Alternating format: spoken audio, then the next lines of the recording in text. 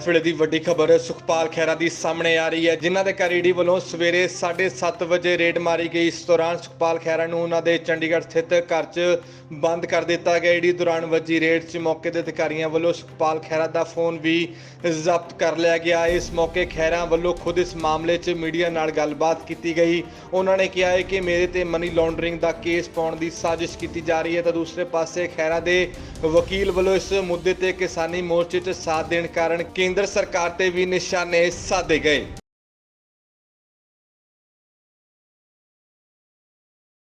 देखो गल ये कि सवेरे कोई 8 बजे के करीब इन्फोर्समेंट डायरैक्टरेट की काफ़ी वड्डी team headed by one lady deputy director, शायद उन्होंने नाम नेहा यादव है, उन्होंने सारे असिस्टेंट डायरैक्टर वगैरह काफ़ी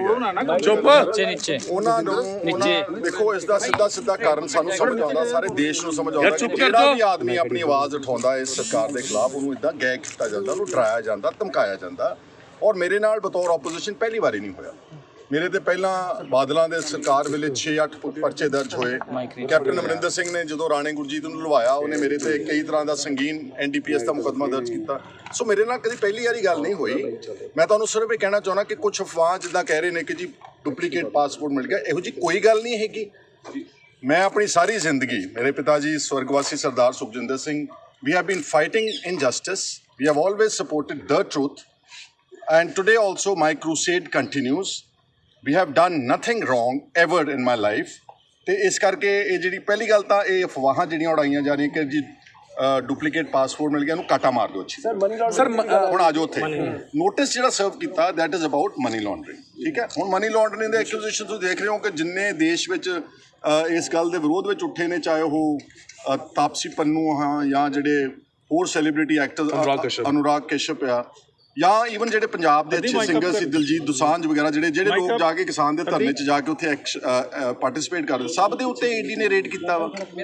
ਤੇ ਮੈਂ ਸਮਝਦਾ ਕਿ ਇਸ ਨੂੰ ਮੈਂ ਸਮਝਦਾ ਕਿ ਇਹਦਾ ਮਤਲਬ ਹੈ ਕਿ ਸਰਕਾਰ ਸਾਡੇ ਤੋਂ ਡਰਦੀ ਆ, ਉਹ ਘਬਰਾਉਂਦੀ ਆ ਕਿ ਜੇ ਅਸੀਂ ਆਵਾਜ਼ ਉਠਾਉਂਦੇ ਹਾਂ, ਚਾਹੇ ਉਹ ਨਵਰੀਤ ਦੇ ਕਤਲ ਦੇ ਖਿਲਾਫ ਹੈ, ਡਿਬਡਿਬੇ ਦੇ ਲੜਕੇ ਦੇ, ਚਾਹੇ ਮੈਂ ਯੂਆਪਾ ਦੇ ਕੇਸਿਸ ਲੜੇ, ਚਾਹੇ ਮੈਂ ਕੋਈ ਹੋਰ ਵਿਰੋਧ ਕੀਤਾ ਗਲਤ ਗੱਲ ਦਾ, ਮਾਫੀਆ ਦਾ, ਇਹਦਾ ਮਤਲਬ ਸਾਡੀ ਆਵਾਜ਼ ਸੁਣੀ ਜਾ ਰਹੀ ਹੈ ਪਾਵਰ ਕੋਰੀਡੋਰਸ ਦੇ ਵਿੱਚ। ਔਰ ਅੱਜ ਜਿਹੜਾ ਰੇਡ ਆ ਇਹ ਬਿਲਕੁਲ ਕੁਛ ਆਫਿਸਰਸ ਵੀ ਕੁਛ ਗਲਤ ਨਹੀਂ ਕਰ ਰਹੇ, ਉਹ ਸਿਰਫ ਆਪਣੀ ਡਿਊਟੀ ਕੈਰੀ ਆਊਟ ਕਰ ਰਹੇ ਆ ਉਹਨਾਂ ਨੂੰ, ਕਿਉਂਕਿ ਡਾਕੂਮੈਂਟਸ ਮੇਰੇ ਘਰ ਵਿੱਚ, ਹੁਣ ਮੇਰਾ ਬੇਟਾ ਐਡਵੋਕੇਟ ਹੈ। ਖੈਰਾ ਸਾਹਿਬ, ਇਸ ਤੋਂ ਇਲਾਵਾ ਕਿਹੜੇ ਲੋਕੇਸ਼ਨ ਦੇ ਉੱਤੇ ਹੋ ਰਹੀ ਹੈਗੇ ਤੁਹਾਡੇ ਪੰਜਾਬ ਦੇ ਵਿੱਚ ਵੀ ਹੋ ਰਹੀ ਹੈ, ਸਾਡੇ ਦਿੱਲੀ 'ਚ ਵੀ ਹੋ ਰਹੀ ਹੈ? ਟੈਲੀਫੋਨ ਸਾਰੇ ਬੰਦ ਕਰਵਾਤੇ ਨੇ, ਤਾਂ ਮੇਰਾ ਖਿਆਲ ਮੇਰੇ ਆਪਣੇ ਪਿੰਡ ਰਾਮਗੜ੍ਹ ਵੀ ਕਰਾ ਲੈਣ, ਉੱਥੇ ਵੀ ਕਰਾ ਲੈਣ। ਹੁਣ ਮਨੀ ਲਾਂਡਰਿੰਗ ਦੀ ਇੱਕ ਹਾਸੋਹੀਣੀ ਗੱਲ ਸੁਣਿਓ ਜ਼ਰਾ, ਬੜੀ ਅੱਛੀ ਗੱਲ ਆ।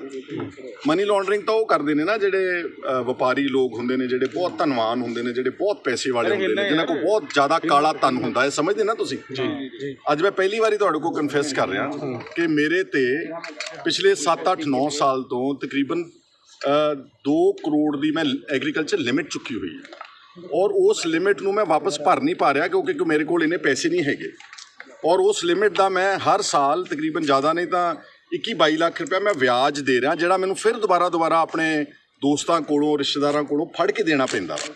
ਇਹ ਮੇਰੀ ਫਾਈਨੈਂਸ਼ੀਅਲ, ਔਰ that doesn't worry me at all, ਕਿਉਂਕਿ ਆਫਟਰ ਆਲ ਜ਼ਿੰਦਗੀ ਵਿੱਚ ਉਤਰਾਓ ਚੜਾਓ ਚੱਲਦੇ ਰਹਿੰਦੇ ਨੇ। ਪਰ ਮੈਂ ਉਹਦਾ ਤੁਹਾਨੂੰ ਦੱਸਿਆ ਸਿਰਫ ਕਿ ਮੇਰੇ ਤੇ ਤਾਂ ਕਰਜ਼ਾ ਵਾ, ਕਿਉਂਕਿ ਮੈਂ ਕਦੀ ਵੀ ਕੋਈ ਨੰਬਰ 2 ਦਾ ਬਿਜ਼ਨਸ, ਕੋਈ ਨੰਬਰ 2 ਦਾ ਕੰਮ ਜ਼ਿੰਦਗੀ 'ਚ ਨਹੀਂ ਕੀਤਾ, ਆਪਣੀ ਲੈਜੀਟੀਮੇਟ ਇਨਕਮ ਤੋਂ ਹੀ ਸਾਰੀ ਕਮਾਈ ਕੀਤੀ ਆ। ਇਸ ਕਰਕੇ ਪਹਿਲੀ ਗੱਲ ਤਾਂ ਇਹ ਹੈ ਕਿ ਮਨੀ ਲਾਂਡਰਿੰਗ ਦਾ ਮੇਰੇ ਤੇ ਕੀ ਪ੍ਰਭਾਵ ਹੋਊਗਾ, ਕੁਛ ਇਹਨਾਂ ਦੀ ਲਿਮਿਟੇਸ਼ਨ ਹੈਗੀਆਂ। ਵਿਦੇਸ਼ੀ ਫੰਡਸ ਨੂੰ ਲੈ ਕੇ ਵੀ ਕੁਛ ਪੁੱਛਗਿੱਛ ਹੋ ਰਹੀ ਹੈ? ਕੁਛ ਨਹੀਂ ਹੈ, ਦੇयर इज ਨਥਿੰਗ। ਕੋਈ ਵਿਦੇਸ਼ੀ ਫੰਡ ਫਰਜ਼ ਕਰੋ ਕਿਸੇ ਨੇ ਕੋਈ ਸੁਸਾਈਡ ਡਾਕੂਮੈਂਟ, ਸੁਸਾਈਡ ਫਾਰਮਰਸ ਲਈ ਕੋਈ ਭੇਜੇ ਥੋੜੇ ਬਹੁਤੇ ਪੈਸੇ ਉਹ ਦਿੱਤੇ ਹੋਣਗੇ।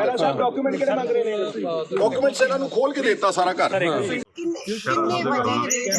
मुझे फोन आया था कि इन्फोर्समेंट डायरेक्टर ने उनके घर सर्च कर लिया, आप विटनेस बन जाइए। मैं आया था बट वो कहते कि हमें पूरा दिन लगेगा सर्च करने, तो विटनेस को एक बार सर्च शुरू हुई तो हम वापस नहीं जाने देते, तो आप अगर पूरा दिन फ्री हो तभी आप। तो मुझे तो मेरे केस लगे हुए कोर्ट में, मुझे जाना पड़ा, अब किसी और विटनेस की वेट कर रहे हैं। तो मगर अपेरेंटली मनी लॉन्ड्रिंग का केस है। मनी लॉन्ड्रिंग का मतलब होता है प्रोसीड्स ऑफ क्राइम।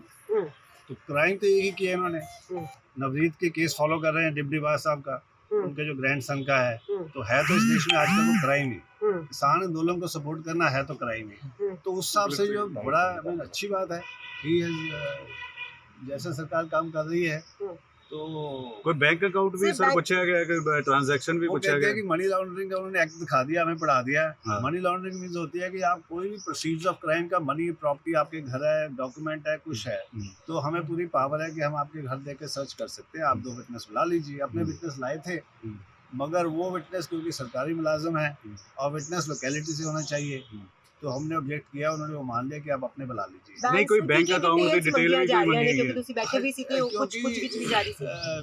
बेसिकली इतनी वाइड टर्म है मनी लॉन्ड्रिंग कि आपके पास कोई प्रोसीड्स ऑफ क्राइम है, वो अकाउंट्स भी हो सकते हैं, डॉक्यूमेंट भी हो सकते हैं, फिक्स्ड डिपॉजिट भी हो सकते हैं, बैंक अकाउंट्स भी हो सकते हैं, और एक्चुअली गोल्ड, सिल्वर, डायमंड्स कुछ भी हो सकता है।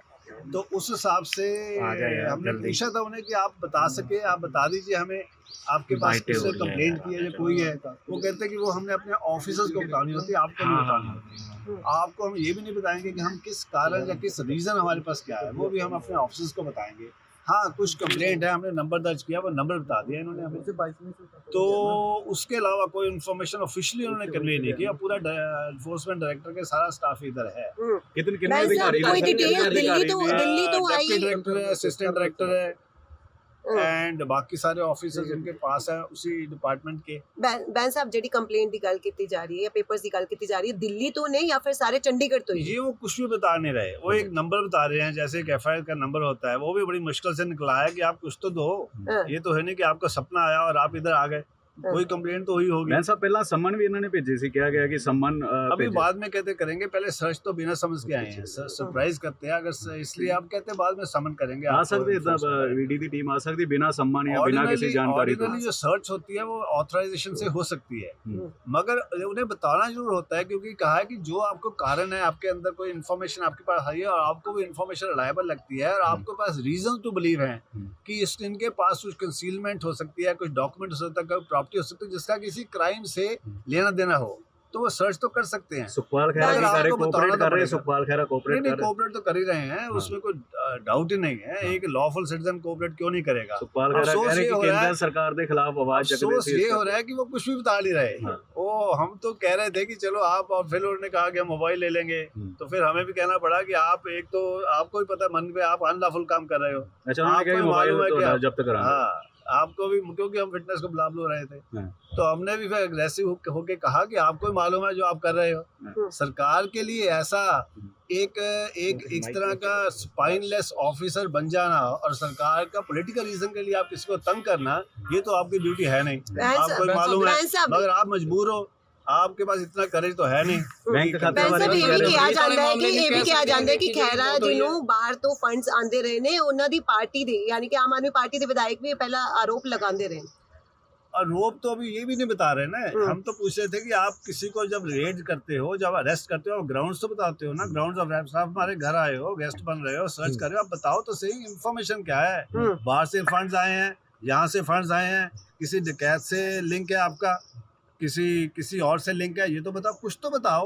साहब कोई अधिकारी है कल कह रहे हैं पूछगिछ नहीं कर रहे हो, तो सिर्फ सर्च करनी है हम इसलिए रोका हुआ है कि कम से कम विटनेस तो आप अपने ना लो, अपने साथ ही अपने विटनेस भी ले आए। तो कानून कहता है, जो इन्होंने पढ़ाया कि भाई आपके लोकेलिटी के विटनेस चाहिए, इंडिपेंडेंट तो तभी होंगे।